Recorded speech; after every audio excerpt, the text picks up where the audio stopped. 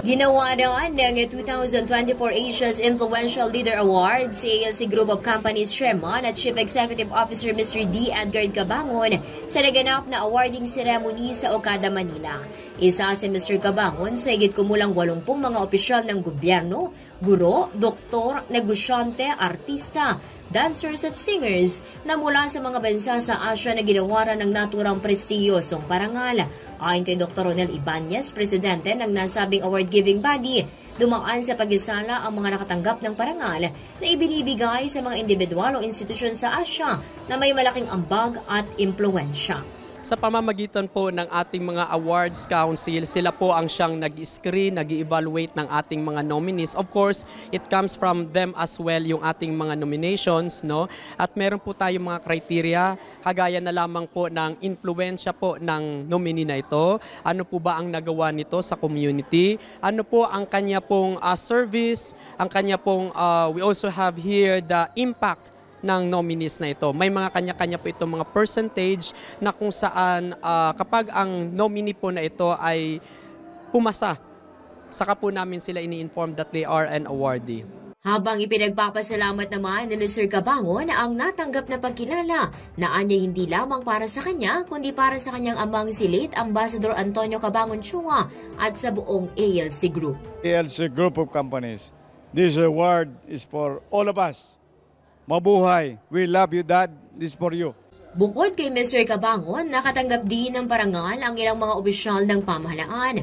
Kagaya na lamang ni COMELEC Chairman George Garcia na itinuturing ang parangal bilang motibasyon upang patuloy na mandigan sa prinsipyo ng ahensya.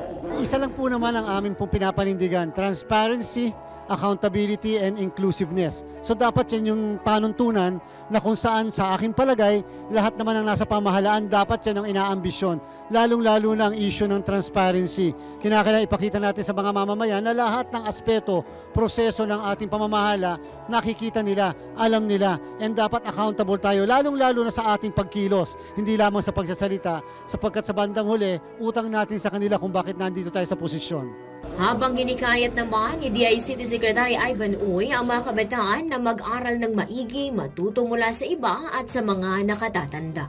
And I encourage all the young people to study very well, learn from your elders, learn from your peers, look at the future and how we can all be part of shaping that future.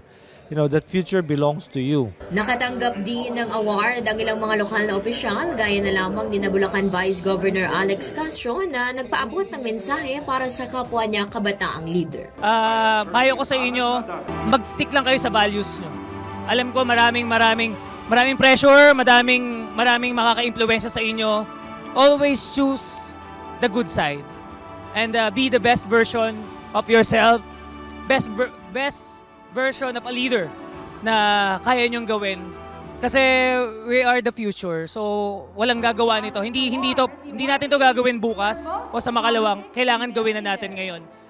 Kahit kabataan tayo. Samantala, pinarangalan din ang ilang mga medical practitioner na may layuning makatulong sa iba, gaya na lamang ng grupo ng mga doktor na ating nakapanayam na nais makatulong sa mga nangangarap magnegosyo ng isang butika. Kaya kami bilang GLUO, itinaguyod namin yung advocacy na mabigyan ng trabaho ang mahihirap. Maging matanda, walang kakayahan magtrabaho, sa maliit na halaga, makapagbi-business sila. Habang nagpaabot naman ng mensahe ang singer, artista, piloto, reservist na si Captain Ronnie Liang sa mga nangangarap din katulad niya. Huwag po tayo mag-give up, and in God's perfect time, ibibigay po yun ng may kapal. And yung recognition po na iginawad sa akin, gusto ko siyang ibahagi sa mga kagaya ko na nangarap at patuloy pang nangarap na ma-share yung kanilang talent sa pagkanta, pag-arte, hindi lang sa Pilipinas kundi sa buong mundo. And sa lahat din po ng mga taong naniniwala at patuloy na naniniwala sa talento ko at kakayahan. Tunay ngang kahanga-hanga ang mga lider na pinarangalan sa Asia's Influential Leader Awards. Kahanga-hanga hindi lamang sa tagumpay na kanilang nakamit, kundi sa inspirasyon, motibasyon at magandang impluwensya para sa iba. At yan ang aking special report mula dito sa Okada, Manila. Ito si Patrol 11, Tina Nolasco para sa Impilang May Todong Lakas, DWIZ.